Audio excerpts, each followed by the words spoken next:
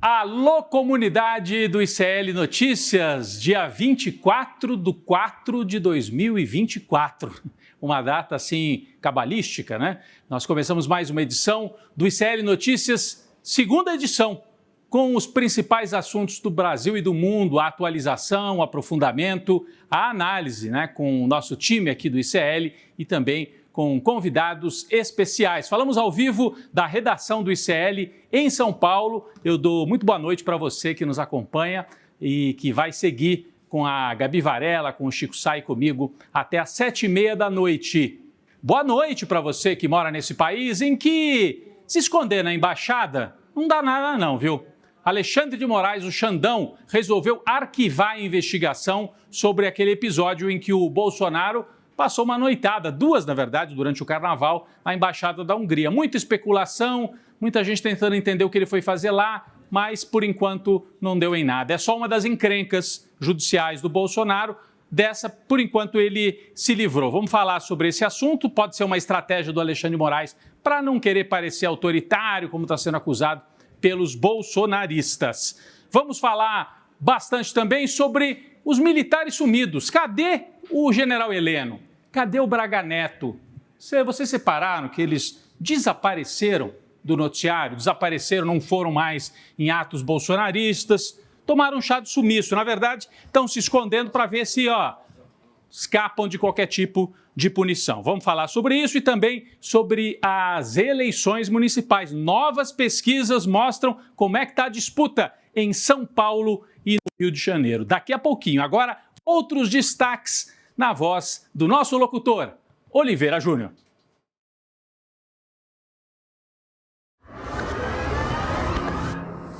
Veja no ICL Notícias, segunda edição.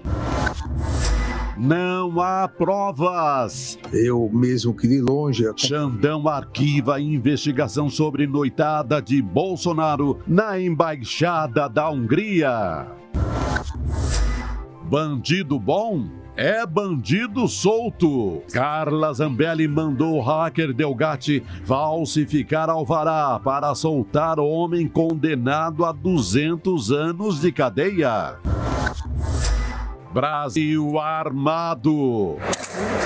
Debaixo de bate-boca, projeto para estados liberarem armas avança na Câmara. Mas às vezes tem governos de extrema-direita que não garantem a segurança privada. E Comissão de Ética abre processo contra o deputado Glauber Braga, que reagiu a provocações de militante da extrema-direita. Postar isso aqui eu vou dar um soco na tua cara, né? O ICL Notícias, segunda edição, está no ar.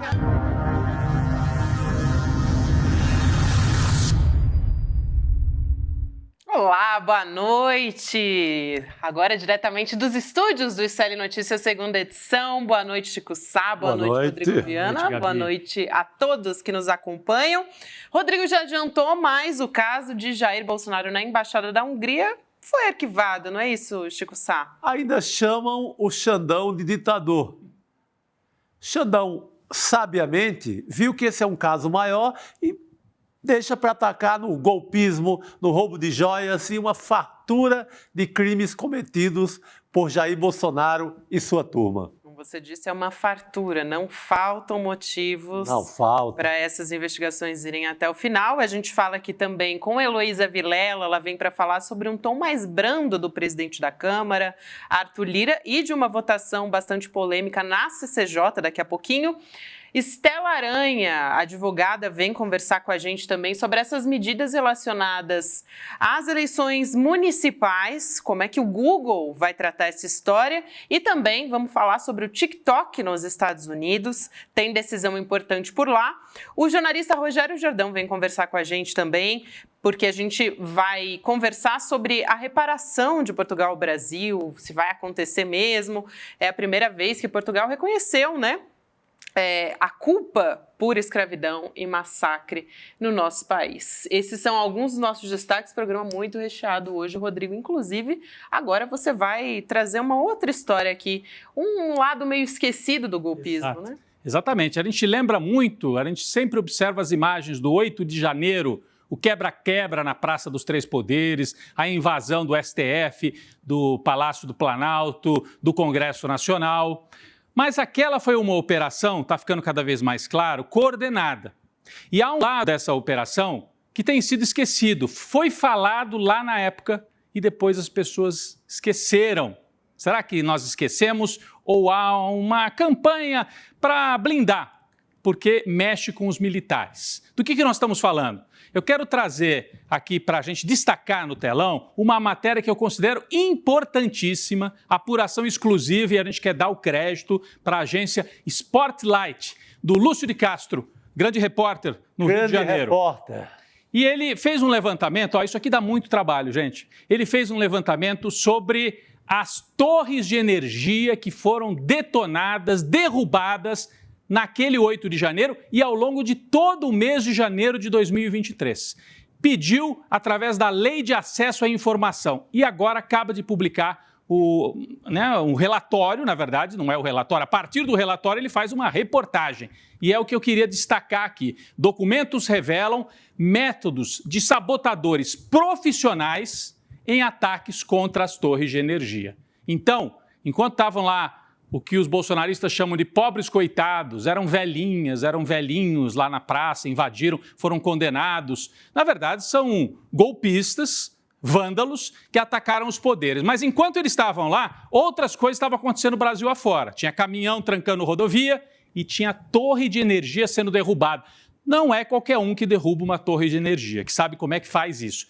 E não é em qualquer momento do país que 24 torres, não foram 14, 24 foram derrubadas em sequência. Nunca houve isso na história da energia elétrica no Brasil no mês de janeiro. Foram derrubadas com método, desarmando conjuntos de parafusos e cabos que fizeram com que as torres viessem abaixo, interrompendo a energia. Eu vou trazer alguns destaques desta matéria para a gente entender o que aconteceu. Então, o texto começa assim. Eram 21h30 quando uma torre de energia tombou em Cujubim, Rondônia, interior de Rondônia. O segundo ataque veio logo depois. Brasília ainda ardia sob a fúria dos atos golpistas que atacaram o Palácio do Planalto, o Congresso e o Supremo, quando, à 00h13, em ponto, exatas 2h43 depois da primeira, desabou a segunda torre. E aí sabe onde que ela desabou? No Paraná. A primeira torre em Rondônia, 21h30 do dia 8 de janeiro. A segunda torre, já meia-noite e pouquinho, já do dia 9 de janeiro, no Paraná. Olha a distância, uma em Rondônia, outra no Paraná. Num espaço de 3 horas, as duas torres tombaram. O documento da Agência Nacional de Energia Elétrica, ANEEL, que relata os acontecimentos, foi obtido pela reportagem através da Lei de Acesso à Informação. E ele é definitivo. O documento aponta sabotagem e ação criminosa, atuação ou tentativa criminosa de agentes que sabiam o que estavam fazendo. Não foram registradas condições climáticas adversas que possam ter causado a queda das torres. Não estamos falando só de duas, estamos falando de 24 torres ao longo do mês de janeiro. Mas só ali naquele primeiro momento, uma em Rondônia, outra no Paraná. Em todos os casos, segue a reportagem do Lúcio de Castro, agência Spotlight. Em todos os casos, ocorreu a repetição sistemática de um conjunto de ações. Todos os parafusos da base das torres foram retirados, ficando as torres sem sustentação, possibilitando a queda. Além de parafusos, foram cortados também os cabos de sustentação. As pessoas sabiam o que estavam fazendo. Foi uma operação organizada em vários estados. Vamos seguir. O que a reportagem destaca também? O Lúcio de Castro relembra a atuação dos chamados Kids Pretos, uma tropa de elite do Exército Brasileiro. Há indícios, e aí é uma outra matéria do Alan de Abreu, na revista Piauí, que mostrou a ação dos Kids Pretos lá na Praça dos Três Poderes. O que o Lúcio de Castro aponta é a possibilidade de que eles tenham agido também nessas operações de sabotagem nas torres. Não tem prova, é claro, não vai ter, porque eles agem escondido. Mas que foram operações de sabotagem organizadas, profissionais e criminosas, o documento da ANEEL atesta. o Lúcio de Castro lembra o papel da elite de combate do Exército nas maquinações golpistas. Isso foi apontado nesta outra matéria da revista Piauí, onde pela primeira vez era citada a participação efetiva de militares, chamados kids pretos, na tentativa de golpe de 8 de janeiro. Os kids pretos são treinados em ações de sabotagem e incentivo à insurgência popular, as chamadas operações de guerra irregular. Então a gente pode juntar as duas coisas, a invasão da Praça dos Três Poderes por populares que estavam acampados lá no Exército, no QG do Exército em Brasília, com participação de alguns agentes treinados, porque aquela turma que subiu no Congresso, abriu as portas, sabia onde ir, sabia onde pegar o extintor, quais os caminhos que deveria seguir. E depois aquela turba que seguiu na sequência, né, para fazer o quebra-quebra e toda a sabotagem em Brasília. O que tem de novo aqui é esse mapeamento que a agência Spotlight traz. A gente tem ao final da reportagem, isso, uma tabela com as 24 torres que foram avariadas ao longo do mês de janeiro. Como eu disse, no primeiro dia, aqui, número 1, Rondônia. Número 2, Paraná. São esses dois pontos aqui, Rondônia e Paraná. Olha a distância, gente. É. E ele vai levantando como que ao longo do mês de janeiro depois, tombaram outras 2 em Rondônia, Mato Grosso do Sul, São Paulo, Paraná. Então, foi um conjunto de 24 torres avariadas, dessas 4 chegaram a tombar completamente, interrompendo a energia.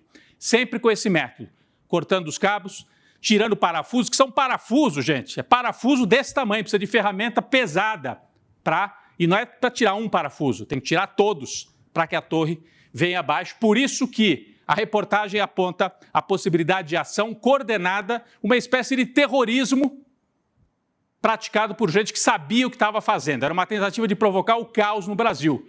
Eles queriam que o caos tivesse sido maior. Falhou, ficou no meio do caminho. Ainda bem, para nossa sorte, a democracia venceu. Mas esse é um lado do golpe de 8 de janeiro que foi pouco estudado. Parabéns ao Lúcio e à agência Spotlight por ter trazido luz sobre essa atuação e que aponta para a existência de laços com setores militares. E aí eu vou para o segundo ponto. Cadê os militares golpistas? A gente fala quase todo dia aqui da família Bolsonaro, de miliciano, e os militares sumiram do mapa. A gente não vê Chico e Gabi. Cadê o general Heleno? Moita total. Tá na moita. Camuflado na moita. Tá camuflado, escondido na moita. Mas, ao longo do período golpista, ele estava bem ativo. Vamos relembrar um trecho daquela reunião golpista em que ele fala com o Bolsonaro que alguma coisa tinha que ser feita antes da eleição? Vamos relembrar o trecho? Vamos lá. E vai chegar um ponto que nós não vamos poder mais falar. Vamos ter que agir. Agir contra determinadas instituições e contra determinadas pessoas. Isso, para mim, é muito claro. Vai chegar um ponto que nós vamos ter que agir, não adianta falar, contra algumas instituições e pessoas. E eles fizeram o plano. O plano era agir contra o STF, contra o Congresso, e chegaram a planejar até a prisão de ministro do Supremo Tribunal Federal. E foram até mais longe. Aí somos nós que podemos observar. Não sei se foi o general Heleno, mas alguém, muito bem instruído, resolveu fazer uma operação de sabotagem contra o fornecimento de energia no Brasil. Isso aqui ele falou na reunião. Agora, hoje, ele está sumido. Era tão metido a machão o general Heleno, sumiu do mapa. Até o Bolsonaro na reunião fala, vamos deixar... Fala menos, general. Conversa para depois. Depois a gente conversa. Ele sabia que ali tinha coisa errada.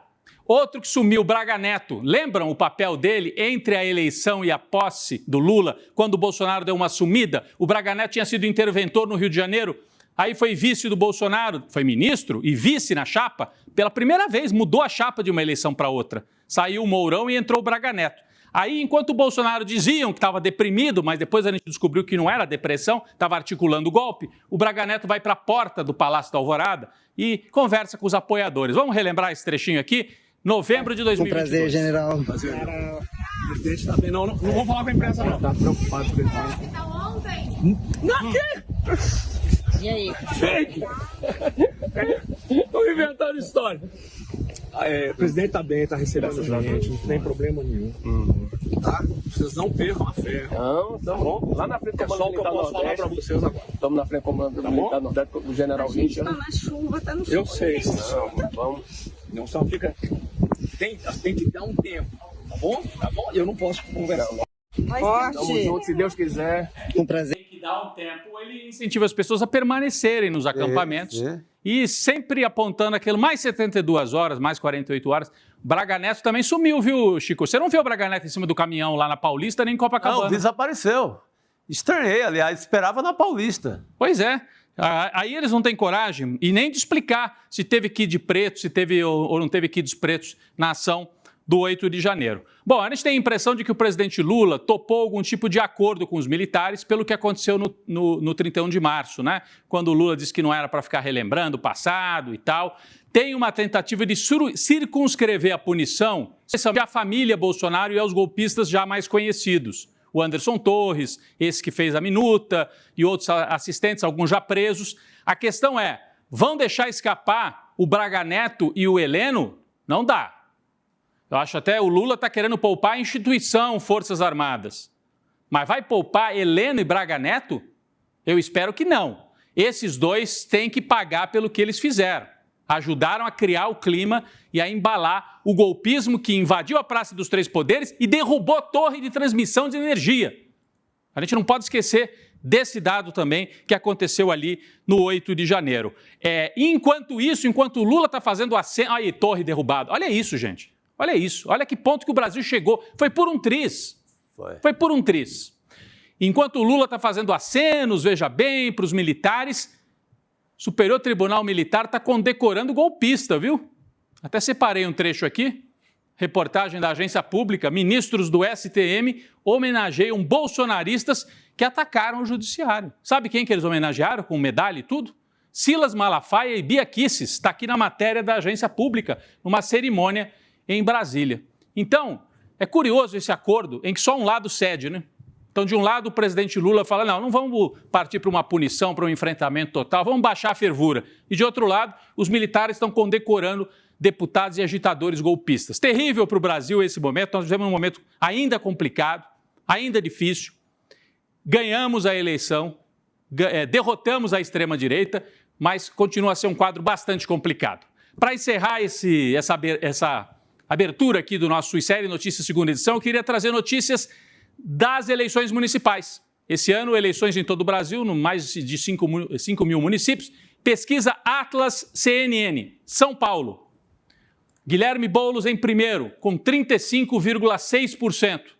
Ricardo Nunes, atual prefeito do MDB, com apoio do bolsonarismo, 33,7%. Um empate técnico com leve vantagem para o Guilherme Boulos no primeiro turno. E eu apontaria papel fundamental, Gabi e Chico, da Tabata Amaral, com quase 15% na pesquisa Atlas CNN. Ela vai ter um papel importante, né? Ela tende a subir mais e vai ter um papel decisivo no primeiro turno. E ela também está ali meio rivalizando com o Ricardo Nunes, né? Que tem a máquina, tem um papel. A Tabata, ali, né? Exatamente. Ela é do partido do Alckmin, do PSB, mas ela se coloca ali no meio do caminho, nem esquerda, nem direita, com uma terceira via. E nesse caso parece que é uma terceira via que está crescendo. É curioso a gente notar que ela consegue, né, abrir um espaço entre as duas candidaturas principais. No eventual segundo turno, ela vai ter um papel importante, né, Rodrigo? Vai ter um papel decisiva. Ela vai...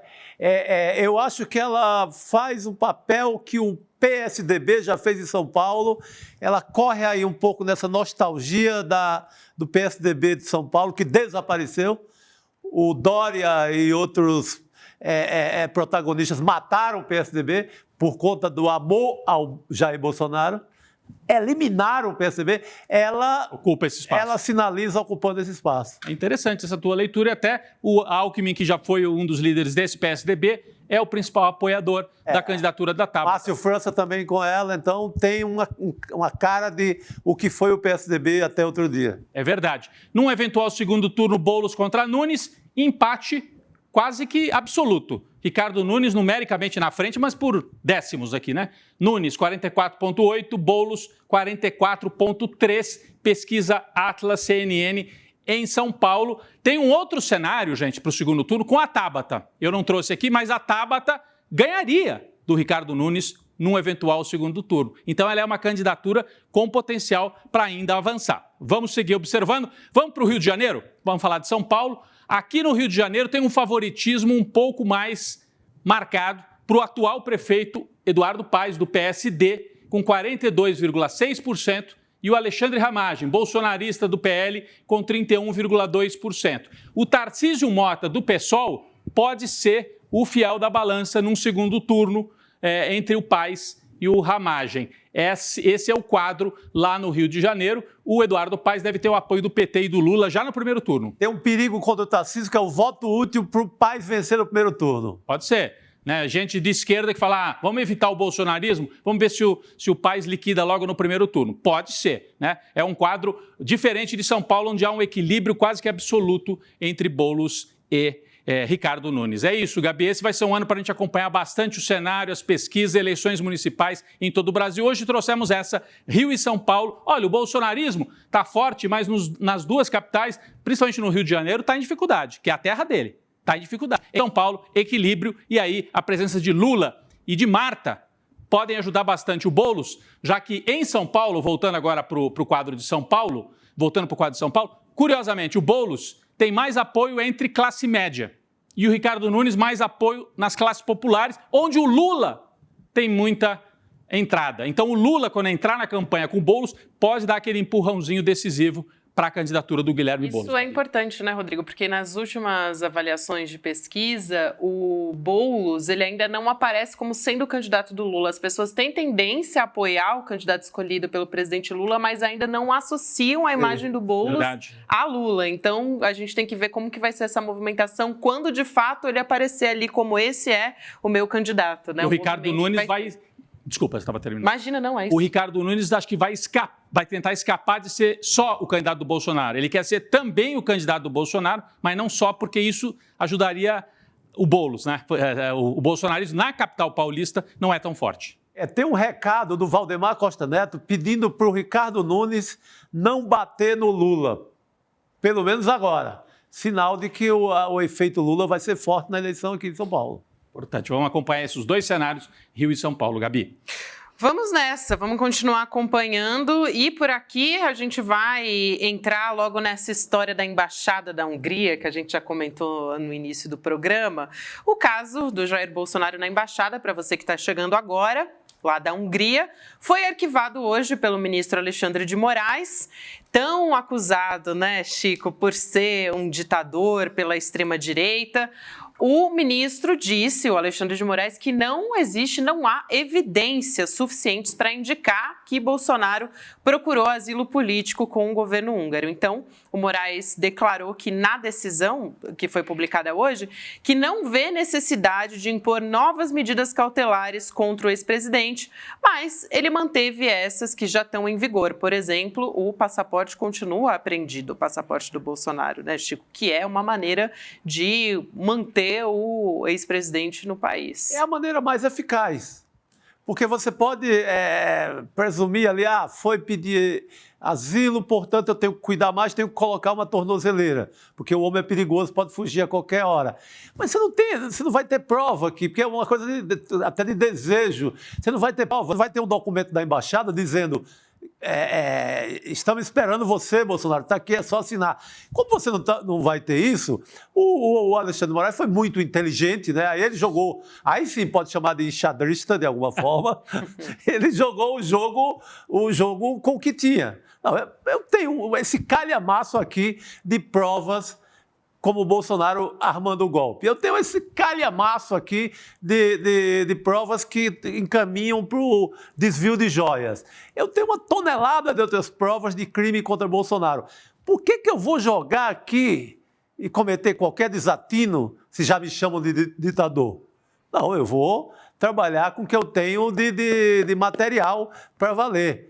Esse assunto não dá para fechar, deixa o homem sem tornozeleira, segura o passaporte, porque não dá para ir dá para ir no Paraguai sem passaporte, só com RG, mas não dá para dar voos maiores. E muita gente aqui no nosso chat, eu vou passar para você também comentar, Rodrigo, porque muita gente aqui ficou revoltada, né, dizendo, mas gente, o que ele foi fazer na embaixada, né, tem a dó, tinha que ter alguma medida, que não foi. Gente, colocar a tornozeleira. É difícil você mostrar qual a intenção. Não tem intenção, não deixa prova. Materialidade. Não deixa materialidade, como diz nosso César Calejão. Então, eu não posso julgar uma intenção, um desejo do Bolsonaro. Mas eu acho que se o Bolsonaro não tivesse todo o apoio político que ele tem no Brasil, não estivesse fazendo manifestações e acusando o Alexandre de Moraes, se fosse qualquer outro ser, qualquer mortal, qualquer um de nós, estaria sofrendo sanções sim da justiça. Alguém que está sendo investigado e está proibido de deixar o Brasil e se coloca numa embaixada que não é propriamente um território estrangeiro, mas é um território onde a justiça brasileira não poderia atuar, olha, o simples fato de ter comparecido ali, se fosse qualquer um de nós, estaria sim sofrendo algum tipo de punição, uma tornozeleira eletrônica, uma prisão domiciliar. O Alexandre de Moraes fez a leitura política, na verdade. O xadrez. Ele é influenciado, sem dúvida, né, Rodrigo? A gente teve agora, inclusive, 21 de abril, logo depois a gente tem essa decisão. Inclusive aqui no nosso chat, o Márcio Betoshi diz, ficou feio, STF, Moraes, fez só barulho, feito lata vazia. Não, ele não fez barulho nenhum. O Moraes não fez barulho nenhum sobre a embaixada. Muito pelo contrário, ele encaminhou para a PGR. Ele foi presidente, pediu a PGR e recebeu a documentação do procurador-geral e ele não tem documento para prender, ele não tem documento para botar a tornozeleira. Ele fez o certo. A Marta Maria Diniz diz, me desculpe o Xandão, mas é claro que ele foi pedir asilo. Assim, na avaliação política... Isso, eu acho. Não, pedir asilo ele não pediu formalmente, mas ele se colocou ali, alguma operação política, ele aproveitou para encaminhar documentos, receber documentos, encaminhar talvez malotes com outras coisas. Malotes de dinheiro, até. Mas se você não tem isso na mão, você como juiz... se você toma uma decisão agora sem prova, vai dar brecha, vai dar cabimento, como se diz no popular, para que você é acusado de ditador, perseguidor. Então, é melhor jogar com o jogo certo. Joga no golpismo, joga no roubo das joias e nos outros casos. E de fato, Chico, esse é um ponto importante que você traz, porque a partir de agora, eu acho que isso vai ser ainda... que a gente não tenha uma decisão de fato, né, que esteja agradando parte dos progressistas, por exemplo, a gente tem a possibilidade de usar isso, porque a extrema-direita diz o tempo inteiro que o Alexandre de Moraes é um ditador. Então, isso cai um pouco com esses argumentos, né? Cai por terra. Fica provado que o Xandão só age quando está lastreado em provas. Muito bem. Bom, fato é que a gente teve essa decisão, é um caso, como disse o Chico, que é considerado menor em comparação com o 8 de janeiro. O próprio caso da vacina também, que nos fala muito, e o caso da joia, são emblemáticos justamente nessas investigações contra Bolsonaro. Tem muita materialidade nesse caso. Diga, Rodrigo. Eu ia dizer que acabou de sair aqui, a gente falou disso desde a segunda-feira, falando em Bolsonaro, no jornal O Globo, na coluna da Bela Megali, a seguinte manchete: a decepção dos bolsonaristas com a manifestação realizada em Copacabana. Avaliação de seguidores do próprio presidente Jair Bolsonaro, essa avaliação realista, que nós também fizemos. Os profissionais da política, né? Não se ficam fazendo agitação. Então, Valdemar Costa Neto, esses que são mais profissionais da política, avaliaram que foi abaixo do que eles esperavam e, portanto, ficaram decepcionados. Eles acham que a data foi infeliz, já que havia um feriado no começo da semana, no Rio de Janeiro, muita gente estava saindo e tal, muita gente de classe média, né, preferiu ir para outros lugares. E também pelo horário, muito calor, e o Valdemar Costa Neto teria até dito, a praia dessa, nesse calor, a turma não ia vir para... Não, mas era na praia. Eu acho que nenhuma desculpa dessa cola. Eu acho que faliu a máquina... A máquina falhou. Rachou a milícia, não sei se é o efeito brasão, rachou, houve algo muito sério. O efeito brasão tem o efeito Elon Musk, que não agrada como de maneira geral. É ali, popular também, não tem apelo. No herói do X como algo muito popular, não é tão popular assim isso. Então, houve uma fissura aí, porque você acha que as camadas populares iriam viajar no feriadão? Bom, não. Pô, a praia é colada na frente. Foi sinal de fraqueza, algo enfraqueceu no bolsonarismo, que a gente não tem ainda uma resposta do que seria para valer. Mas essa avaliação aí é por cima, né? Avaliação por cima. E aí eu junto isso com a pesquisa que a gente acabou de ver. O bolsonarismo, será que ele está mais forte hoje em São Paulo do que no Rio? Porque em São Paulo tem a máquina, em São Paulo tem o Tarcísio, em São Paulo tem o prefeito que está querendo se aproximar do bolsonarismo. E no Rio, O Eduardo Paes é anti-Bolsonaro hoje, porque não sempre foi, mas hoje ainda mais tem uma eleição aí pela frente. E o Cláudio Castro vai na manifestação, mas tá na moita, tá com medo de ser preso também. Então, precisa do governo federal, não tá tão... né, precisa renegociar dívida, não tá empenhado 100% com o bolsonarismo. O Tarcísio é o braço... Comandante, o braço mais forte hoje. Forte, com muitos militares no governo, com a pauta de costumes e com o paulo guedismo. Ele trouxe o que o Paulo Guedes pensava, vender tudo, torrar tudo, quer vender a água de São Paulo, quer vender qualquer coisa que apareça. Vamos seguir falando agora da situação no Congresso, né? Porque hoje, melhor dizendo, vamos falar do Arthur Lira. Né? Arthur Lira. O presidente da Câmara, ele baixou um pouco a bola hoje e disse que ele errou ao xingar o Alexandre Padilha, o ministro do presidente Lula. Ele disse o seguinte, abre aspas, tá? Tenho erros e acertos, não tenho problema de reconhecer o erro quando faço, fecha aspas. Ele falou isso para o programa do jornalista Pedro Bial, só que hoje o Arthur Lira disse que a briga pelo controle do orçamento da União entre o governo e o Congresso não vai acabar nunca, isso entre aspas, segundo o jornal Globo. Vamos chamar a Heloísa Vilela para contar essa história para a gente, porque... Pessoal, é tudo estratégia, né? Vamos entender o que está por trás dessa história toda. Boa noite, Elô. Boa noite, querida. Boa noite, Chico, Rodrigo. Boa noite. Olha, eu acho que não é estratégia que está por trás disso, não. É cifra. É cifra, é dinheiro, é emenda. Então, hoje eu fui correr atrás dos números das emendas. Eu estava olhando aqui, por exemplo... Hoje, se você pegar aí o ritmo da liberação das emendas, né? Em janeiro, o governo empenhou 3 milhões em emendas. Em fevereiro, 21 milhões. Em março, 152 milhões.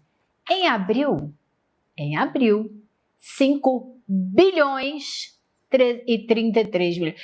E só na segunda-feira, pós-conversa Lula-Lira, foram empenhados 2 bilhões. 2 bilhões, muito mais do que no mês inteiro de março, num dia, né? E esse ritmo, então, é o que o deputado Arthur Lira quer ver acontecendo, e não só empenhar, mas que esse dinheiro seja pago, o que já está empenhado até o fim do mês, e que até antes das eleições, 37 bilhões sejam definitivamente entregues aos políticos e que o partido dele não está perdendo, porque ele foi fazer ali uma conta, chegou à conclusão que nas últimas liberações o partido dele ficou em 10º lugar no volume de emendas recebidos, quando é a 4ª maior bancada do Congresso. O PT então, ficou em primeiro, né, Lu, o partido do presidente Lula? O PT, pois é, então a briga realmente não vai acabar nunca. E só vai acabar no dia que o governo conseguir voltar a ter controle sobre o orçamento ou sobre a proposta de orçamento sem ter que ficar passando dinheiro direto para deputados e senadores. Se isso um dia vai acontecer, a gente não sabe. O que eu posso dizer para vocês é que o Lira continua jogando duríssimo, apesar de todo esse dinheiro empenhado. Por que eu digo isso? Hoje havia uma reunião marcada entre Lira, Pacheco, presidente do Senado, a Padilha, ministro das Relações Institucionais, e os líderes do governo no Congresso, na Câmara e no Senado. Eles todos se reuniram, só o Lira que não apareceu. Não foi à reunião, ficou lá no Congresso e não foi para a casa do Pacheco, onde seria a reunião. Ele só se encontrou... Fala, Elô. Perdão? Pode falar, não, pode concluí-lo. Eu achei que você ia Não, concluir. Então, o Lira só se encontrou mais tarde com o Haddad, porque o Haddad foi ao Congresso entregar a proposta da regulamentação da reforma tributária. Aliás, me contou uma pessoa que ele entregou na frente de vários líderes partidários e que o Lira ainda deu uma de engraçadinho e disse que o Haddad lê muitos livros, mas conversa muito também. Brincou com a frase do Lula, né, no outro dia. Elô, não, eu ia perguntar... Durma-se com um barulho desse. Eu ia perguntar sobre os vetos, né? Se dentro desse acordo aí, quer dizer, De um lado a conversa do Lula com o Lira, mas o que resolve não é conversa, o que resolve é liberação de emenda pelos números que a Elô trouxe aí. Então... Antes da Elô responder, eu queria só aproveitar para fazer um acréscimo nessa história, né? Pelos partidos aqui que a gente teve essa distribuição de emendas, o PT vem primeiro, depois vem o MDB, que tem, na sequência, União Brasil, que tem uma bancada maior que o MDB. O PSD vem depois com o mesmo tamanho de bancada do MDB, depois vem PP, Republicanos, lá em sétimo vem o PL. Agora, eu queria lembrar também um termo que é usado pelo Misael, nosso querido Jorge Misael, que vem de manhã, faz análises brilhantes. Ele disse que o Brasil deixou de ser um presidencialismo de coalizão para virar um parlamentarismo orçamentário. Eu acho brilhante essa análise dele, mas vamos lá falar dessa história dos vetos, né? Porque, é importantíssima também. Porque está para acontecer, né, a apreciação pelo Congresso dos vetos presidenciais, né? Então, quer dizer, pela organização da República, o presidente pode vetar partes ou no todo leis aprovadas pelo Congresso. E o Lula fez isso. Aliás, o Bolsonaro também. Todo presidente veta trechos de leis. E o Congresso pode derrubar o veto. Então, é um mecanismo normal de peso, contrapeso, de ver quem tem mais voto e quem tem menos voto. Mas o Lira estava ameaçando derrubar vetos do Lula como uma forma de pressionar pelas emendas. Ontem o deputado Rogério Corrêa esteve aqui com a gente e a gente perguntou, e aí, como é que vai ser essa batalha? Aí ele falou, espero que cheguemos a um acordo antes da votação. Então, acho que estamos vendo esse acordo acontecer nos bastidores e através desses números que você nos trouxe, não é isso, Elô? Com certeza. E essa sessão conjunta Câmara e Senado estava marcada para as 7 horas da noite hoje. Quando eu saí do Congresso, já tinha muita gente dizendo que não havia clima para essa votação, mas seriam votadas 50 emendas, 50 vetos do presidente Lula, entre eles aquele que eliminou 5 bilhões e 600 milhões de reais de emendas, né? O governo não queria retirar aí esse volume, mas tem mais de 50 bilhões que eles vão receber. Enfim, a outra era da saidinha, que o presidente vetou a parte da lei que dizia que não permitia saidinha nem para as pessoas que não foram condenadas por crimes hediondos, que não foram condenadas por pedofilia, nada disso, pessoas que têm penas menores, crimes menos ofensivos, e que elas pudessem ir para casa, como ele disse no café da manhã, ver a família, porque afinal de contas isso é fundamental para a pessoa voltar a se socializar e se preparar para sair da cadeia.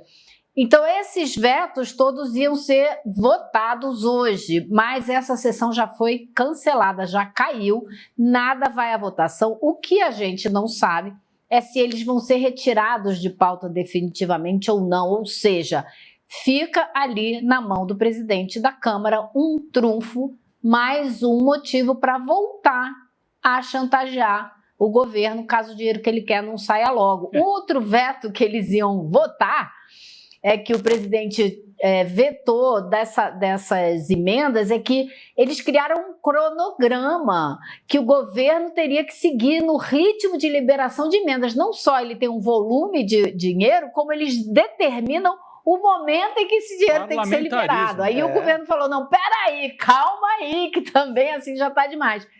Vamos ver se isso vai voltar à pauta ou não, mas fica ali na manga do Arthur Lira, né? Olha aí de novo o parlamentarismo orçamentário. Isso. Vamos falar também sobre essa votação que foi bastante tensa na CCJ, Elô, na Comissão de Constituição e Justiça da Câmara, que aprovou um projeto de lei que dá poder para os estados de legislar sobre temas relacionados a porte e também na posse, e aporte, né, de armas de fogo.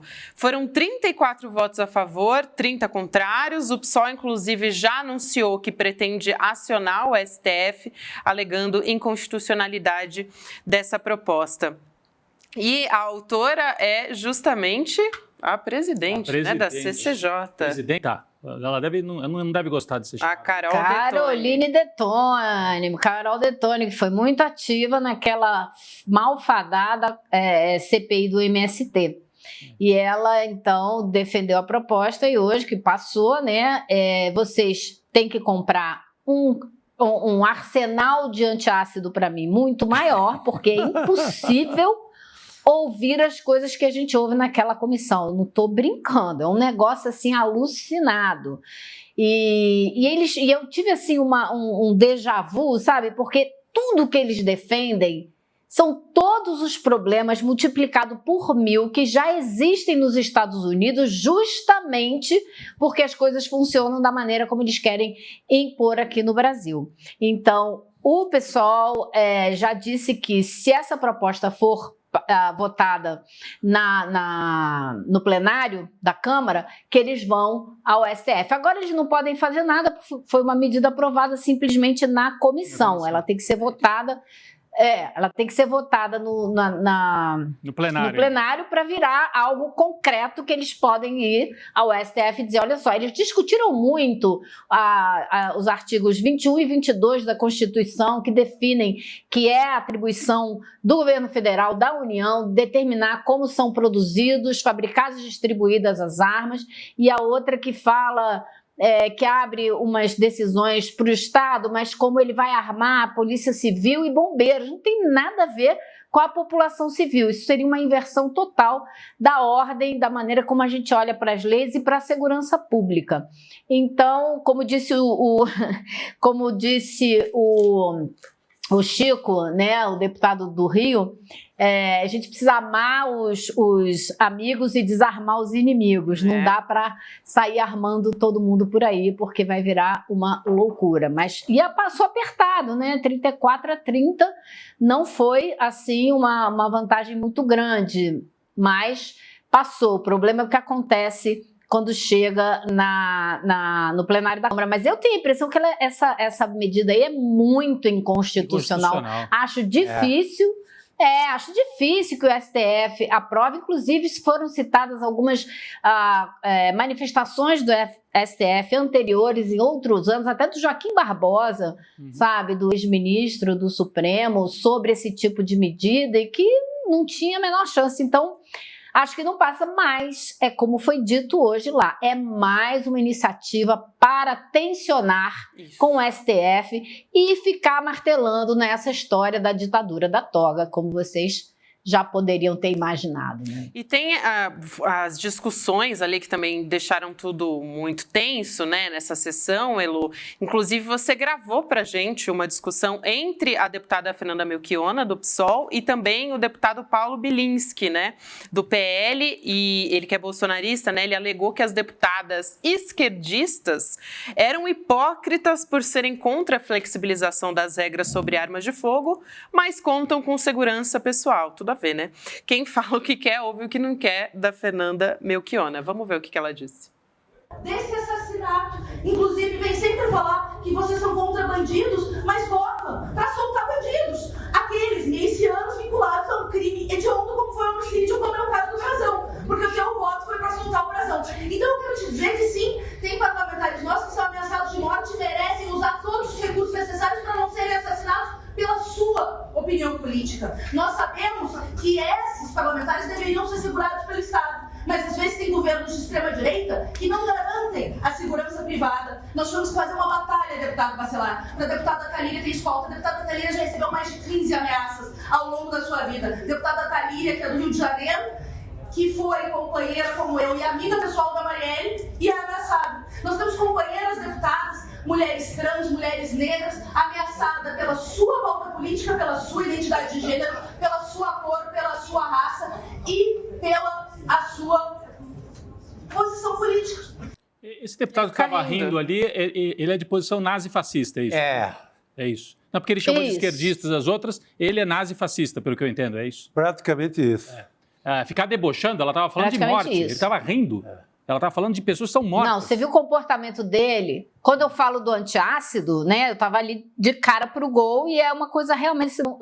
Vontade que dá é avançar no sujeito, mas evidentemente que a gente não pode fazer isso. Mas é um desrespeito. E tudo começou porque ele disse, a gente precisa se defender e eles não querem deixar a população se defender com uma arma e ficam contratando segurança particular. Essa foi a grande lógica que ele apresentou Brilhante, né? Impressionante. antes dessa... brilhante.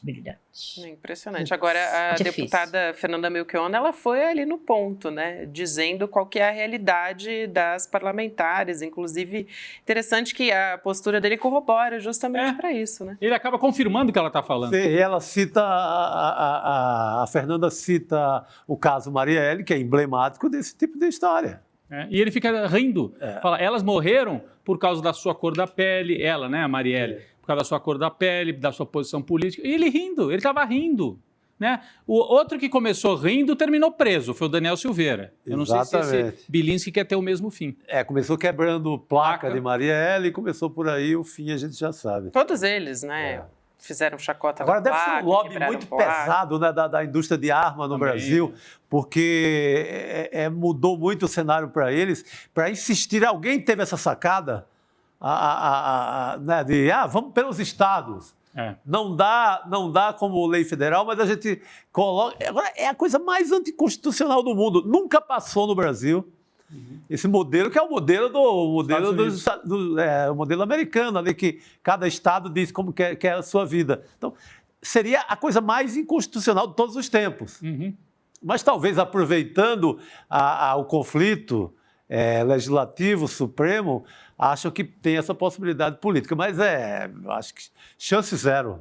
É que, além da questão do interesse econômico, Elô, que o Chico cita, que certamente tem do interesse da indústria que produz as armas, tem o discurso ideológico também. O que eles passam é o seguinte, uma arma na mão e a sua família. Você decide o que fazer. É um pouco destruir a ideia de um Estado comum que estabeleça as regras. Cada um vai se defender sozinho e é um salve-se quem puder. Na verdade, é isso que eles propõem, é o ultraliberalismo levado ao extremo, numa linha lá dos pioneiros dos Estados Unidos e tal, quando cada um ia atrás da sua terra e tal, matando os índios e conquistando mais terra. Mas essa não é a tradição brasileira, apesar de toda a violência brasileira, mas a tradição legal e constitucional brasileira não é essa. Eles estão...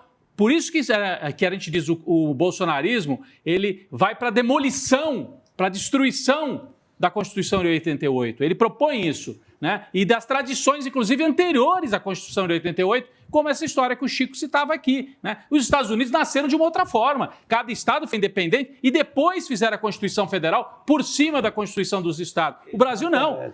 A independência foi feita já em bloco. Então, é outra história, outra tradição, mas os bolsonaristas importam o que há de pior da extrema-direita fascista dos Estados Unidos. Posso trazer só... Nossa, foi exatamente isso que eu estava pensando hoje, olhando aquilo no Congresso, cara. Eu acompanhei essa história há 35 anos da minha vida. Cada vez que tinha mais um massacre em escola nos Estados Unidos, voltavam-se aos mesmos argumentos e todas as pesquisas comprovam que quanto mais arma na mão da população civil, mais gente morre assassinada por arma de fogo. E não existe pesquisa concreta, tangencial, que prove para essas pessoas que isso é o pior caminho possível. Então, assim, eles querem a destruição do Estado, o fim de qualquer ideia de proteção coletiva, né? É por aí que eles vão, é o fim da sociedade como conjunto, né? É bang bang, é cada um por si. Até porque eles não têm interesse na realidade, em pesquisa concreta, em evidência científica, eles estão trabalhando com mentiras, né? O deputado Éder Mauro, por exemplo, ele diz que o MST que deve ficar armado, que o cidadão de bem armado vai defender a sua família. Ele até falou, quem é contra esse projeto também defende drogas, defende aborto. Enfim, eles pegam espantalhos ali para dizer... São coisas, assim, impressionantes, como que a pesquisa, os dados, a estatística não conseguem transformar a realidade. Se você disser, mostrar todos os dados, cortar imposto de rico vai criar emprego, nunca aconteceu. Não existe nenhuma pesquisa que mostre que cortar emprego dos mais ricos acaba gerando... Não existe, é mentira. Por quê? Porque eles botam para render e acabou. Entendeu? Então, é uma coisa impressionante. Exatamente. Vamos também trazer uma outra pauta aqui, aproveitando que agora há pouco a gente estava falando da atuação da Fernanda Melchiona. Ela lembrou o caso Marielle, como a gente viu agora há pouco, que também foi pautado hoje no Conselho de Ética da Câmara também, O deputado Chiquinho Brazão, né, ele está preso há um mês, acusado justamente de ser o mandante do assassinato da Marielle. Ele falou no conselho por videochamada e o Brazão voltou a dizer que é inocente e que espera por uma retratação daqueles que o acusam do crime. Inclusive, mais uma vez, o Chiquinho Brazão voltando, né, a falar sobre isso, é interessante porque foi aquela derrota do Arthur Lira, foi o que começou ali a colocar fomentar um pouco essa briga, né, entre o Arthur Lira, mais uma briga entre o Arthur Lira e o governo.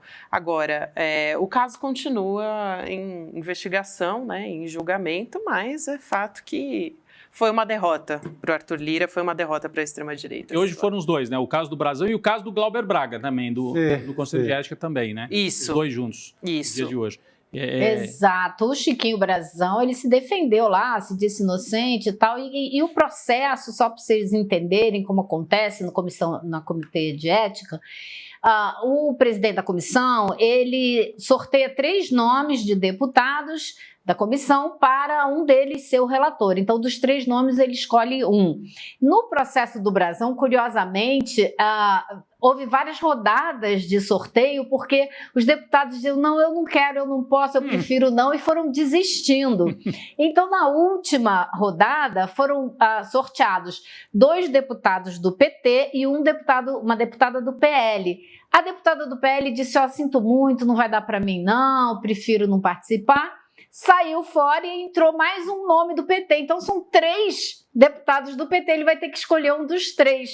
Então, o relator do caso do Brazão será um deputado do PT. Agora, no caso do Glauber, né, ele também se pronunciou e eu fui lá ver a colocação dele. E ele disse que estava ali para aproveitar aquela oportunidade, o julgamento pelo qual ele vai passar, para provar quem são os bandidos do MBL, que ele não se orgulhava do que fez, mas tampouco se arrependia. Então ele fez um discurso bastante firme, sabendo que o que vai pesar contra ele é muito sério, que as chances dele perder o mandato são muito grandes. Ele, no mínimo, segundo vários deputados da esquerda me disseram hoje, vai pegar uma punição. A gente teve uma gravada aqui da Elô. A punição pode ser uma advertência. Aí, voltou, Elô. Que punição poderia ser essa? Parou aí. Punição pode ser uma advertência. Pode ser uma advertência e, assim, vários deputados que já passaram por processos como esses e negociaram com os colegas dos outros partidos para não perderem o mandato, veem que o Glauber não fez e nem vai fazer isso. Ele não vai conversar com deputados do PL, com, deputados da direita, para, olha, vamos, melhor não, vamos, né, tá bom, você puniu, eu fiz errado, mas todo mundo... Não é isso que ele está fazendo. Eu almocei até com o Glauber hoje no café lá da Câmara, e ele, na conversa sobre o que está acontecendo, ele falou da mãe dele que foi prefeita de Friburgo. Ele pegou o copo que estava na mesa e falou para mim assim, a minha mãe não admitia 1 milímetro do copo fora do lugar. Não do copo físico, mas do comportamento político, da retidão de caráter dentro do jogo político. E isso, para mim, me deu uma ideia muito clara do que será esse processo com ele, né? De onde ele tira os exemplos e por onde ele quer seguir. Acho que o partido dele vai tentar articular o melhor possível para que ele não perca o mandato, mas vai ser uma briga muito difícil. E outra coisa que eu não podia me esquecer, que ele falou que nesse processo não só ele vai provar quem são esses caras do MBL, que o perseguem há muito tempo, como ele soube hoje que a Polícia Federal tem acompanhado esse cara que o persegue há muito tempo por ter feito a mesma coisa com a ministra Aniele Franco. Olha. Interessante. Tá? Importante. Foi uma informação que ele teve hoje e quem deu a informação para ele disse, você pode usar em público, não tem problema. É fato que a Polícia Federal acompanha esse sujeito porque ele fez a mesma coisa com a Aniele Franco. já ministra. É interessante isso, porque vem num contexto em que a gente tem, por exemplo, a Carla Zambelli com o seu mandato circulando normalmente, né, no Congresso Nacional. A gente até vai falar sobre ela, uma notícia a respeito disso, mas demonstra ali como né, 2 pesos e 2 medidas. Então, é emblemático. Porque o que a deputada já praticou, as ações dela até agora, se ela se mantém lá e caça o Glauber, é uma injustiça sem tamanho, né? Eu estava lembrando até de um deputado do PT, né, o Quaquá, que quando o Lula foi visitar o Congresso, ele não teve um entreveiro, um empurrou o outro. Um deputado que estava filmando o Lula, e aí o Nicolas e outros estavam xingando, e o Quaquá deu um empurrão, deu um tapa. Deu um tapa. E não houve nada, não aconteceu nada. Tapa. Mas o Quaquá é dessa turma que é do PT, mas conversa com todo mundo. Ele deu um tapa no rosto do Messias Donato. Foi isso, muito bem lembrado. Então são casos aí. Carla Zambelli sacou uma arma no meio da rua em São Paulo, foi eleita, tomou posse e está até agora aí. Pode ser que seja processada e condenada pela justiça, mas pela Câmara não aconteceu nada. Nada com a Carla Zambelli. Um dia antes das eleições. O problema é que o que aconteceu com o Glauber agora foi dentro da Câmara. Verdade. Né? A Zambelli foi na rua. O Quaquá não, o Quaquá foi dentro da Câmara. Acontece que ele tem uma articulação política. O Quaquá é o cara melhor, que elogia o Mourão, que é o cara que tem ali relação com todo mundo. E a gente fica na dúvida se é fã ou hater muitas vezes. Exatamente. Falando da Zambelli... Ele tem boas relações com Arthur Lira, né? Ao contrário do Glauber, que questiona o Arthur Lira dentro da Câmara, ele é uma posição ferrenha, nas sessões da Câmara. É isso. Exato. Agora, Elô... Eu estou com dificuldade com essa palavra, né? O plenário está me fugindo. Acho que você ficou traumatizada no plenário da Comissão de Constituição e Justiça. É verdade. Não é para menos. Ouviu muita besteira. Também haja, né? A quantidade de assuntos que a Elô acompanha diariamente em Brasília, Elô está mais do que perdoada com qualquer palavra que te faltar aí, a gente te socorre. Imagina. Agora, eu queria aproveitar e falar de Carla Zambelli com você, Elô, porque hoje saiu mais um escândalo sobre a invasão do sistema lá do Conselho Nacional de Justiça, né, envolvendo justamente a deputada Carla Zambelli e o hacker, o Walter Delgatti, né, o hacker de Araraquara. E o G1 apurou que o Delgatti incluiu no sistema um falso alvará de soltura para um bandido do Comando Vermelho, o Sandro Louco. Cumpre mais de 200 anos de prisão e, ao todo, Walter Delgatti inseriu no sistema 9 alvarás de soltura, informações que constam lá na denúncia da PGR contra os dois, contra a deputada e contra o hacker. E a Carla Zambelli, ela é denunciada, para quem não se lembra, né, como mandante dos crimes cometidos pelo Walter Delgatti. Então, a gente tem mais um capítulo dessa história e um capítulo importante, né? Capítulo pesado, né? O capítulo que mostra quem defende bandido nessa história. É isso. É uma personagem que está aí para ser... aquela história, né? A pessoa fala do outro sempre com a referência em si mesmo, né? É tão patético isso. É tão óbvio, né? Meu Deus. É isso aí, gente. Daqui a pouquinho a gente vai conversar com a Estela Aranha, fazer uma entrevista com ela sobre decisões envolvendo eleições municipais, regulação, redes sociais, big techs e tudo isso. Mas essa história da Carla Zambelli eu queria trazer também, além das atualizações, mas porque ela é emblemática nesse momento que a gente tem o Glauber quase praticamente, né, numa iminente, num iminente risco aí nessa história. E ele foi, inclusive, só 2 dias depois, né, do que aconteceu, 2 dias depois o caso já estava, o processo já foi aberto e já chegou no conselho. Então foi realmente muito rápido que o Arthur Lira deu andamento nessa história. Elô, obrigada por hoje, querida. Um beijo para você. Boa noite, pessoal. Até amanhã. Até. Boa noite, querida. A gente conversa agora justamente com a Estela, que já está aqui com a gente. A gente vai... queria trazer um pouco um contexto, né? Hoje foi um dia movimentado no mundo digital, tanto no Brasil como nos Estados Unidos, né? Você já pode ter acompanhado aqui no noticiário, lá fora o TikTok foi, na prática, banido nos Estados Unidos, mas vamos começar pelo Brasil. E eu vou dar primeiro boa noite para a Estela, que está aqui com a gente. Ela é advogada especializada em Direito Digital. Estela, prazer falar contigo. Seja muito bem-vinda ao ICL Notícias. Não estamos ouvindo a Estela ainda, não sei. Espectadores. Agora sim, agora te ouvimos. Boa noite, Gabriela, boa noite a todos, aos telespectadores. Vamos lá, então, doutora. Essa história do Google, né? Ele vai vetar o impulsionamento de conteúdo político nas eleições de 2024. Vamos explicar.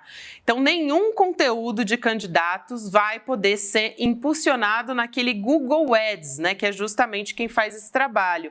E aí a empresa explicou numa nota que isso acontece por causa das resoluções eleitorais do TSE, que passam a valer a partir de maio, agora, né? Daqui a pouquinho. O TSE apertou as regras esse ano, importante isso, passou a exigir que as plataformas mantenham um repositório, que é uma espécie de arquivo, né, dos anúncios, com conteúdo e valores pagos, além de criar mecanismos de consulta em tempo real. E aí o site Poder 360 fez uma reportagem sobre isso, explicando que o Google avaliou que essas medidas sairiam muito caras e seriam difíceis de colocar em prática. Eu te pergunto, doutora, para a gente começar essa conversa, se isso é bom ou ruim para a nossa democracia, o que sinaliza esse primeiro posicionamento do Google? Ele pode balizar outras big techs, outras empresas? Posso só rapidinho explicar? Não sei se todo mundo sabe o que é impulsionamento, todo mundo que nos acompanha. Impulsionamento é quando você tem uma postagem na rede social e o sujeito paga para que essa postagem atinja mais gente. Ande mais rápido e atinja mais gente. Então é uma forma de usar o dinheiro para atingir mais gente. Para quem está aqui assistindo a gente agora, por exemplo, às vezes vem uma propaganda no meio, justamente esse conteúdo que foi impulsionado. Foi impulsionado e o Google está dizendo que não vai poder fazer isso durante a campanha. Desculpa, mas é importante a gente ouvir a doutora. Então, a gente já teve, né, uma questão em relação, até acompanhei bem nas últimas eleições. Na época o Twitter não proibiu, né, o impulsionamento ou a propaganda paga nas suas plataformas, o Google permitia, mas, por exemplo, no YouTube a gente tinha muita dificuldade de fiscalizar, acompanhar isso, porque ela não conseguia, em tempo real, colocar na sua biblioteca de anúncio.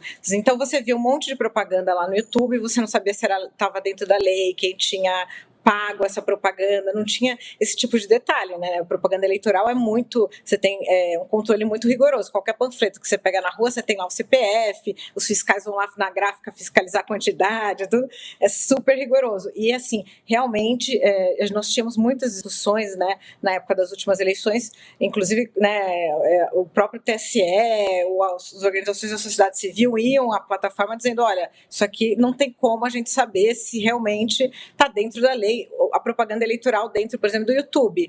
Né? Era impossível você fazer esse acompanhamento. E aí o TSE reforça essas regras, pedindo para que você tenha essa prestação de contas em tempo real, porque daí você consegue fiscalizar a propaganda. Bom, eu vejo o anúncio lá rodando agora no YouTube, eu vou lá na biblioteca saber exatamente, né, quem pagou, como foi, impulsionamento, etc.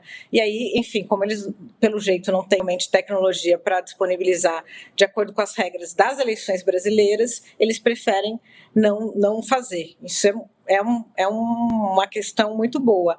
Mas, é claro, isso também não resolve todos os problemas, porque hoje em dia a gente tem um monte de propagandas que não são propriamente aquele propaganda paga, impulsionada com o CPF do candidato, né? A gente tem um monte de tráfego, seja de influenciadores, seja de até venda de algum tipo de produto, curso, coach, etc., que carregam interferência política nas eleições, assuntos políticos, temas que interferem em voto de uma maneira muito grande, né? E aí, enfim, complica a fiscalização, porque, enfim, eventualmente é uma questão até espontânea, né, do eleitor, mas quando você vai saber quando é espontâneo, quando não é, quando você está pagando ou impulsionando, né, um apoiador, né, de onde vem esse dinheiro, como contabiliza, como é que vai funcionar isso, ou você está vendendo um produto, mas no fim está embutido com uma mensagem política, aí, como, sei lá, tem um monte de vídeos políticos, coaching, outras coisas aí que você vai ver no fim, né? A gente viu alguns nossos parlamentares, por exemplo, de extrema-direita, que vão lá, fazem uma live e tal, e estão vendendo cursos, né? Então, isso acontece muito. Então, isso assim, não resolve os problemas de como a gente vai tratar a campanha política na internet, controlar esse tipo de coisa, mas assim, a plataforma disse, eu não consigo cumprir a regra, então eu prefiro não ganhar dinheiro descumprindo a regra. Até porque as únicas o que vai balizar as eleições municipais esse ano são essas regras do TSE, né, doutora? De fato, a gente não tem uma regulamentação, porque o Congresso vai voltar a discutir isso do zero. Então, o que a gente tem hoje para controlar, para fazer esse controle, é de fato o TSE. Quer fazer uma pergunta, Chico? Não, mas doutora Estela, você tem todo o mundo vasto aí das redes sociais que vão continuar. É só o Google. É só o Google. Vamos deixar claro, né, para quem está tem outra... Pode falar. Tem outras redes e é isso que a gente falou. É a propaganda paga, aquela que vai com o CNPJ da campanha, super regulada, dinheiro de fundo eleitoral, né, entre outras coisas. É claro que a gente vê, né, muitos influencers, muito monte de coisa, né, circula muito material político que interfere nas eleições, ou propaganda negativa, né, porque a propaganda negativa eleitoral, de senso, ela é vedada, mas a gente vai ver isso, né, como se fosse espontâneo, que na verdade tem recursos, tem uma rede, é feita pelos candidatos, isso é muito difícil controlar. Mas você tem, hoje nas redes sociais você vai ter essa propaganda paga em outros aplicativos. Não tem no Twitter, já não tinha, e agora no Google, especialmente o YouTube, né, que você tem. Outro assunto que a gente quer tratar aqui, doutora, é sobre o TikTok, né? O presidente dos Estados Unidos, o Joe Biden, ele sancionou hoje um projeto de lei que define, né, que ordena que o TikTok, que é controlado pela empresa chinesa ByteDance, tenha um novo dono nos Estados Unidos. E aí, com isso, a ByteDance vai ter 270 dias, então, até janeiro, mais ou menos, né, para encontrar um comprador para a operação do TikTok lá nos Estados Unidos. E aí, o que o país está alegando é que o TikTok coleta dados confidenciais dos estadunidenses e que isso representa um risco para a segurança nacional. E para a gente não, aqui no Brasil. Todas as big techs dos Estados Unidos coletam nossos dados, né? Agora, a ditadura é na China, inteiro, em outro lugar. Nos Estados Unidos não é. E detalhe, tá?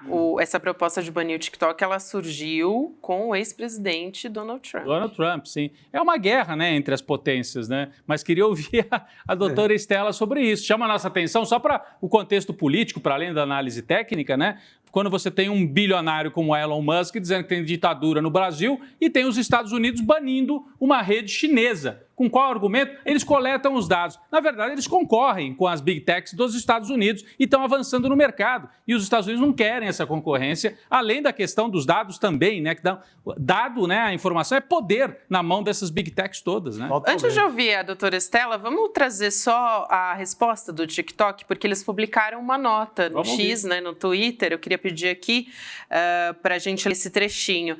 Essa lei inconstitucional é uma proibição do TikTok e iremos contestá-la em tribunal. Acreditamos que os fatos e a lei estão claramente do nosso lado e que acabaremos por prevalecer. Aí depois, em outro trecho, essa proibição devastaria 7 milhões de empresas e silenciaria 170 milhões de americanos. Então aí está a nota do TikTok. Doutora, por favor. Enfim, são várias camadas, né? Uma é essa, né? Todas as empresas americanas coletam dados dos cidadãos do mundo inteiro e isso não é um problema, né? O problema é quando é uma empresa chinesa. Inclusive, no próprio debate lá americano, muita gente diz, né? Os Estados Unidos sequer têm uma lei de privacidade. Você compra dados, esses dados confidenciais dos americanos com qualquer broker e é legal, né? Broker, né? Corretor de dados e dados muito vastos, você consegue ter acesso aí no mercado. Na verdade, né? Então, se você tem e poderia comprar, qualquer um pode comprar hoje, talvez não seja essa grande justificativa, seria uma justificativa mais numa narrativa aí em relação a isso, até porque é isso, né? As outras empresas americanas podem ter também o dado pessoal de todo mundo, informações altamente confidenciais, né? O que se discute é que, na verdade, há um temor, sendo a China um adversário geopolítico dos Estados Unidos, de ela, de alguma maneira, mas eles não usam esse argumento principalmente porque fica muito ruim quando eles defendem a primeira emenda, né, de liberdade de expressão. Mas, né, então, o real, né, um objetivo além de mercadológico, também há um temor que a China esteja manipulando, ou por algoritmos, ou enfim, de alguma forma, discursos, conteúdos, né, ou discursos contra os interesses americanos. Essa é um dos argumentos. Inclusive, alguns parlamentares e apoiadores da lei usavam como exemplo que no TikTok grande parte do discurso era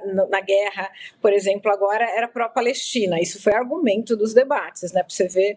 Só que como eles não podem usar esse argumento porque isso feriria a primeira emenda, né, que eles tanto falam, que tem liberdade de expressão, que todo mundo pode falar o que quer e aí não vou fazer, né, um tipo de interferência dessas na liberdade de expressão, eles usam outras justificativas para fazer esse processo aí de que eles chamam de desinvestimento, né? Porque eventualmente a China poderia, o controle chinês poderia ameaçar a democracia americana. Enfim, tem um monte de questões envolvidas. Uma delas, por exemplo, é que hoje já se tem evidências de controle de interferência estrangeira nas eleições por meio de propaganda paga, posts, robôs e tal, usando o Google, o Meta, todas as outras empresas, né? A gente, nas últimas eleições, teve uma questão em relação a essa também muito grande. E o TikTok, ele fez um projeto Texas, né, que ele se propôs lá, que ele passaria grande parte das suas operações para Oracle, né, lá, e que o governo americano podia aí fiscalizar seu algoritmo, fazer uma fiscalização maior aí, né, do funcionamento e da sua moderação. Mas aí os americanos não quiseram, né, eles fizeram, enfim, alegaram uma série de empecilhos em relação a isso. É claro que, sendo a empresa de controle chinês, fica um pouco mais difícil, mas não quiseram nem olhar e nem discutir esse projeto, pedir mais requisitos, mas fazer esse plano de desinvestimento. E a outra questão, né, que é importante a gente trazer é que quem está querendo comprar o TikTok é o ex-secretário de Tesouro do Trump, que está juntando investidores do grupo dele de extrema-direita para ter mais um instrumento aí de comunicação.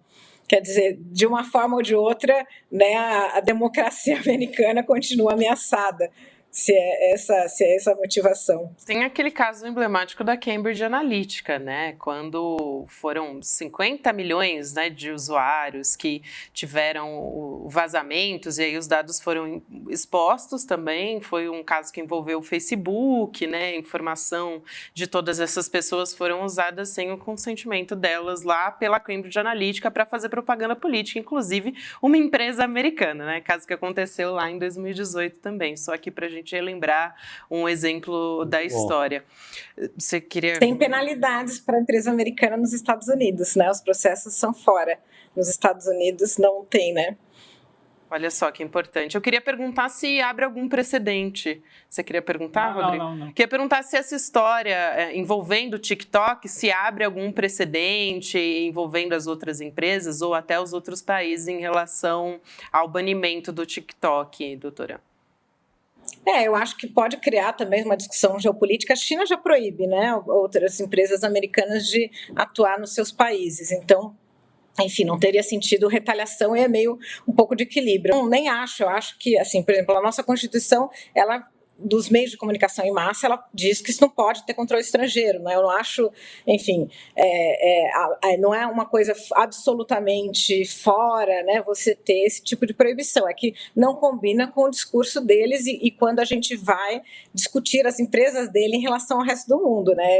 Quando são as empresas dele, acabou a democracia, são ditaduras, não pode, e aqui não, mas tem países soberanos que fazem, né, e aí isso existe no mundo, e a gente tem a pressão, por exemplo, dos meios de comunicação em massa. A partir do momento que você considera uma rede social, uma infraestrutura de comunicação, eu não estou sugerindo que se faça isso, porque eu acho que não adianta nada, não vai resolver. Hoje a gente, né, tem a comunicação transnacional e a gente, não é isso que vai resolver. A gente vai resolver a gente conseguir criar regras, impor regras, né, que garantam, dentro da soberania de cada país, que garantam a integridade da informação, a segurança, esse ambiente nas redes sociais e que elas cumpram, coisa que uma empresa americana como o X, o Twitter, não está fazendo, né? Assim como outras empresas como o Telegram, que hoje está lá é uma empresa de origem russa, mas hoje está lá nos Emirados. É isso aí. Doutora Estela Aranha, que é advogada especializada em direito digital. Um prazer conversar contigo. Muito obrigada, doutora. Até uma próxima oportunidade. Um abraço. Obrigado, boa noite. Um prazer estar com vocês. Prazer Até é todo mais. nosso. Bom, a gente vai dar uma notícia importantíssima agora, que chegou com um pouquinho de atraso, viu, gente? 524 anos de atraso. É isso? Só isso. Portugal finalmente admitiu que precisa pagar pelos crimes de escravidão no Brasil e também as suas colônias na África, né? Pelos crimes de escravidão no Brasil. Olha só o que disse o presidente de Portugal, o Marcelo Rebelo de Sousa, durante uma conversa com jornalistas. Vou abrir aspas aqui para ele. Temos que pagar os custos pela escravidão. Há ações que não foram punidas e os responsáveis não foram presos. Há bens que foram saqueados e não foram devolvidos. Vamos ver como vamos reparar isso. Fecha aspas, então, para o Marcelo Rebelo de Sousa, o presidente de Portugal.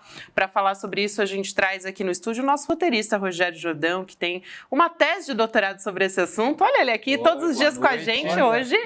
Agora estou aqui dentro. Boa noite agora, oficialmente. Boa noite, tudo bom? Tudo bem? Que maravilha, querido. É uma notícia que veio com 524 anos de atraso e o primeiro detalhe é que o presidente de Portugal não disse quando vai ser essa reparação, né? Se tratando de Portugal, talvez se demore mais algumas décadas. Mais aí. alguns 500 anos por aí. Mas essa declaração do presidente de Portugal também veio atrasada, com atraso em relação à Inglaterra, por exemplo. A Inglaterra já vem fazendo reparações em relação à escravidão. A Inglaterra foi um país que lucrou e acumulou, assim como Portugal, Espanha, muito com a escravidão nas Américas, principalmente, né? Da África para as Américas. E na Inglaterra faz uns 3 anos, isso muito na esteira do Black Lives Matter de 2020, com aquele episódio do homem negro que foi assassinado pela polícia e houve uma revolta muito grande com derrubada de estátuas, tudo isso chegou na Inglaterra e a partir daí a Inglaterra, principalmente as universidades inglesas, começaram a anunciar reparação mesmo pela escravidão, universidades cujos fundadores, 200 anos atrás, enriqueceram com o comércio escravista para suas colônias do Caribe ali, Jamaica, Trinidad e Tobago, entre outras, principalmente Jamaica. Então, esse é um movimento que já vem acontecendo na Europa, na Inglaterra principalmente, é uma reparação. No caso das universidades, que as universidades inglesas transferem dinheiro para universidades da Jamaica, por exemplo. Essa é uma forma de reparação.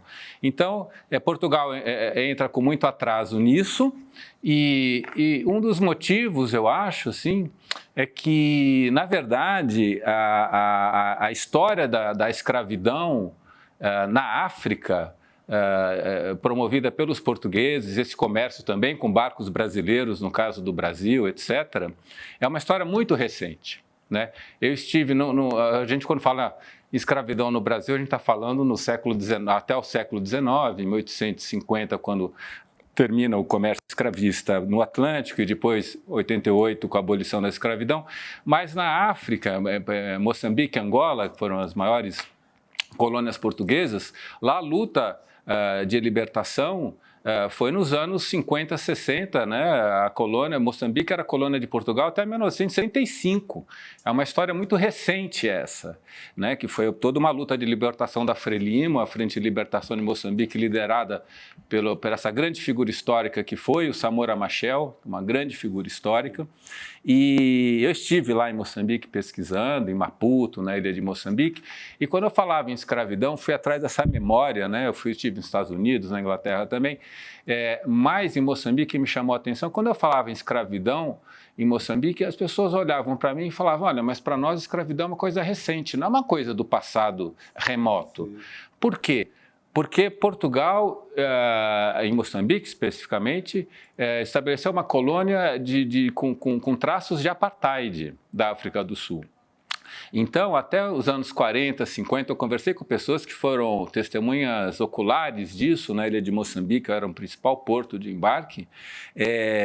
Os portugueses, os colonizadores portugueses, levavam não como escravos, mas como trabalhadores forçados até os anos 60. Então, o que me relataram lá em Moçambique eram imagens de trabalhadores aprisionados, e você era aprisionado por qualquer motivo, não pagou imposto, chamava imposto da palhota, como se fala no sotaque português de moçambicano. Não, eu ia te perguntar, Rogério, se esse anúncio feito pelo presidente português, nós estamos na véspera do cinquentenário da Revolução dos Cravos, que é uma revolução que veio depois do Salazar, né? Acabou com a ditadura salazarista. Quer dizer, nos anos 70, como você contava, Moçambique e Angola ficaram independentes e logo depois cai o salazarismo, que era aquela ditadura de direita, né, de traços fascistas, e vem agora 50 anos de democracia em Portugal. Na véspera dos 50 anos da Revolução dos Cravos, ele faz esse anúncio. Pode ter a ver com esse momento? Por que ele está escolhendo agora para fazer? Ele que é um presidente moderado, de centro-direita, vamos dizer assim. Né? Exato. É possível, aí precisa conhecer das entranhas da política portuguesa, mas é possível até.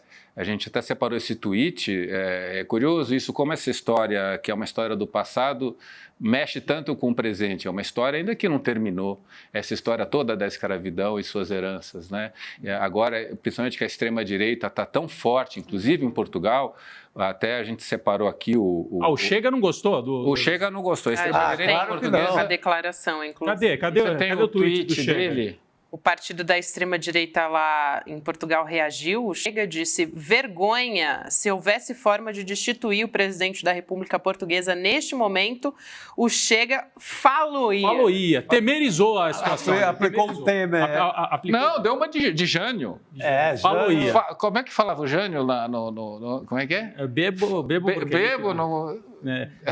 porque líquido. Se sólido, comeluía.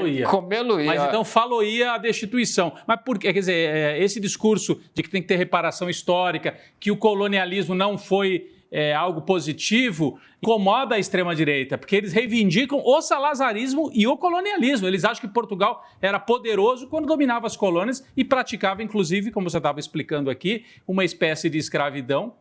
Ainda nos anos 60 na África, é isso? Exatamente, era chamado de trabalho forçado, ou seja, por qualquer motivo a pessoa poderia ser encarcerada, levada para navios e para onde ia? Para outras colônias portuguesas como Cabo Verde, por exemplo, para colher café.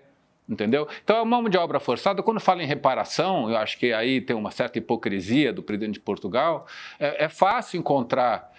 gente viva, né, para receber. Exatamente. As empresas de café que estavam lá em São Tomé trabalhando com mão de obra forçada nos anos 50, 60. Isso está na memória do povo moçambicano, recente, e que eles têm muito orgulho, e quando você vai lá você percebe isso, dizer que eles se libertaram. Lá, a libertação de Moçambique, depois a gente falou tanto de Che Guevara na entrevista da filha do Che. O Samora Machel é da mesma geração de Che Guevara, de Fidel Castro, né? Foram líderes que hoje se fala, está na moda, se fala em descolonização, em descolonizar. Descolonizar é isso, foi o que Moçambique fez nos anos 70. Com arma na mão.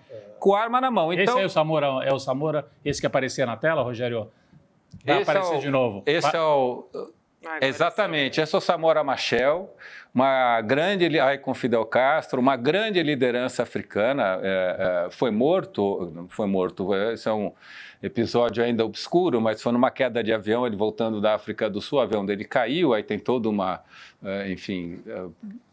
um mistério em respeito dessa morte, mas Samora Machel foi um grande líder da Frelimo, a Frente de Libertação de Moçambique, né, que arquitetou essa independência. Então, quando você fala em escravidão em Moçambique, para eles a escravidão foi até os anos 70. Para a gente no Brasil, a gente fala de escravidão do século XIX. Recente e tal, mas é do século XIX. Moçambique, não. É ontem, praticamente. Ontem, praticamente, porque eles falam da libertação de 75, quando deixou de ser, se tornou um país independente. Foi essa é a libertação da escravidão da colonização. Então, quando a gente fala em anticolonialismo, né, quando a gente lembra de Che Guevara, dessas lutas todas, na verdade, são lutas... até hoje, num certo sentido, anticoloniais, né? Eu estava pensando o seguinte, né? Porque a gente teve nesse processo, e a gente vê o presidente de Portugal pedir desculpas, a gente teve massacres a indígenas, a gente teve saqueamento desses escravizados, né, que vieram da África. Como é que você repara isso, né? Como é que Portugal pretende fazer essas reparações? Eles não falam como isso vai acontecer, né? Porque, de fato, quando a gente está falando de bens, isso ainda pode ser quantificado, mas a gente está falando, na maior parte, no custo de vidas humanas. E isso eu acho que é muito complexo, né, Chico? Muito difícil. Será que eles vão esperar ações? Por exemplo, tem uma ação agora no Brasil acusando o Banco do Brasil de estar no final desse processo de escravidão e pedindo uma reparação em grana. Será que vai ser o caso? Assim, entidades brasileiras entram contra o governo português pedindo reparação por chacinas? Porque os episódios são fartos, né? Tanto dos indígenas como dos negros. Se a gente pensar num ponto de vista mais abrangente, assim, reparação no Brasil seria distribuir renda. Pronto. Essa reparação. Agora você trouxe... reparação real. Desse ponto de vista ali de Portugal, de reparação em relação à escravidão, tem essas coisas pontuais que eu estava falando, da universidade, aí são coisas meio pontuais, né? Eu não tenho a menor ideia como... Mas você deu uma grande ideia. O governo português entrar com o processo de reparação com distribuição de renda. Uma bolsa para toda a população negra. Você acabou dando uma ideia atualíssima de renda mínima. Agora, eu acho que é mais que isso também. A gente já está falando da Inglaterra, não adianta você falar em reparação e falar como os ingleses estão querendo fazer agora, de pegar migrante, né? E mandar para Ruanda. Mandar para Ruanda, é a mesma coisa. Né? Então, em relação a Portugal, etc., Espanha, toda essa onda... vamos chamar neonazista, neofascista, que está muito forte na Europa, a base disso é a migração, né, contra a imigração. Então, uma forma de reparar seria, primeiro... Parar de perseguir os que chegam lá agora, né? Parar de perseguir os que chegam. É o mínimo. Olha, você deu duas ideias, Linda. Essa é a segunda, né? Exatamente. Mas são esses mesmos governos que falam em reparação, são os primeiros que chegam aquelas barcas da África e eles vão lá ou matá-los, mandar de volta. Ou mandar de volta da forma mais violenta possível. Então, é um pouco de cinismo tudo isso, né? Exatamente. Eu acho que não adianta chorar pelo passado se a gente não age no presente, né? Muito bem, Rogério Jordão. Que alegria te receber aqui dentro do estúdio, muito em frente bom. às câmeras. O Rogério normalmente fica falando com a gente aqui no ponto. Isso. Até outro dia, fui falar com você, né, Rodrigo? Falei Rogério, porque Rogério estava aqui, ó, no nosso ponto, dos nossos ouvidos. Muito boa todo esse esclarecimento aqui pra gente, Rogério. Inclusive, o Rogério lembrou do Samora, né? Que foi um herói da independência lá de Moçambique, um líder guerrilheiro. E enquanto o Samora começava a sua luta pela libertação na África, nesse mesmo período ali nos anos 60, outro herói da América Latina que lutava por liberdade e igualdade foi o Che Guevara, né, líder da Revolução Cubana e tudo mais. Então, depois ele quis espalhar essa luta pela América e morreu na Bolívia. Essa história eu queria reforçar com vocês, ela foi contada com detalhes inéditos aqui no ICL pela própria filha do Che Guevara. Foi uma entrevista, né, que ela deu para o Eduardo Moreira aqui com a gente. Essa aula foi histórica, aconteceu no último domingo e ela está disponível na íntegra para os assinantes do ICL. Mas é isso que você disse, né, Rogério? Tem tudo a ver com essas histórias, elas são muito parecidas, né? Exatamente, são histórias paralelas, digamos assim. Cuba era uma grande amiga da luta anticolonialista, mandava tropas para lutar pela independência de Angola, principalmente. E não toda a família cubana tem alguém que lutou em Angola para ajudar na independência de Angola. E quando teve a Revolução Cubana em 1959, é bom lembrar que Jamaica, que foi a grande colônia, era colônia ainda. Inglesa. Então você imagina o significado da Revolução Cubana desse ponto de vista. O país vizinho era uma colônia. Ainda era. Não é você pensar, né? Muito bom. Inclusive, hoje é o último dia para se tornar um membro solidário e garantir os presentes dessa aula. Então você pode ter acesso a essa aula, a mais de 270 outros conteúdos originais, exclusivos aqui do ICL, e se tornando um membro solidário, esse plano que você também doa uma bolsa de estudos para outra pessoa. Então é mais legal ainda, você paga uma bolsa para quem não pode estudar e ganha esse mega pacote de presentes que está aí na sua tela, que a gente preparou com você nessa super aula com a Aleida Guevara. São os livros O Socialismo Humanista, do Ernesto Che Guevara, o livro Desigualdades, do Eduardo Moreira, o boné do Che Guevara também, que vem com a bandeirinha, a estrela, e o certificado digital de membro solidário. Para você conseguir fazer a sua inscrição e ter acesso a esses mega presentes, você acesse cln2.com.br para garantir a sua vaga com os presentes exclusivos aqui para a nossa comunidade. E assim, vamos encerrando com chave de ouro este programa, né? Esse CL Notícias segunda edição, com a presença do Rogério Jordão, que abrilhantou aqui o nosso... CL na história, não é brincadeira. CL na história. Uma aula, assim, despretensiosamente recebemos uma aula de história. Despertou muita gente para correr atrás disso tudo, desse conhecimento. É isso aí.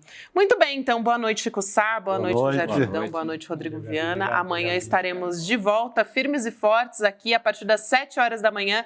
Tem o Desperta com Leandro Demore e toda a nossa programação vem na sequência. Tchau, tchau, até amanhã. Até amanhã.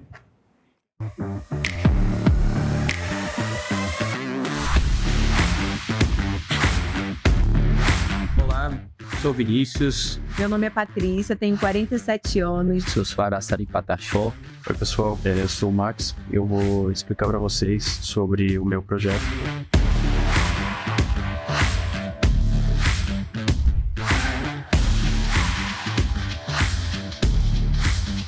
O nosso negócio é oferecer uma tecnologia que recupera o solo. O marketplace de microcrédito com foco em saúde. Trabalhar com cooperativas e incentivar o trabalho das mulheres, principalmente. Para promover o turismo e a geração de emprego e renda da região.